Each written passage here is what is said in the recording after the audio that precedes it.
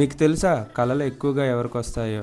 ఒక సగటు మనిషి తన జీవితంలో ఎన్ని సంవత్సరాలు కళల్లో గడుపుతారో? ఇలాంటి విషయాలు తెలుసుకోవాలంటే ఈ వీడియోని లాస్ట్ వరకు చూడండి. లూసిడ్ డ్రీమింగ్ ఎక్స్పర్ట్ అయిన డాక్టర్ స్టీఫెన్ లెబర్గ్ నేషనల్ డ్రీమ్ డేని ఆవిష్కరించారు. 1990లో ఈ రోజుని మొదటిసారిగా సెలబ్రేట్ చేశారు. ఫ్రాయిడ్, జుంగ్ లాంటి ప్రముఖ మనస్తత్వ శాస్త్రజ్ఞులు కళల వెనుక రహస్యాలను పరిశీలించారు.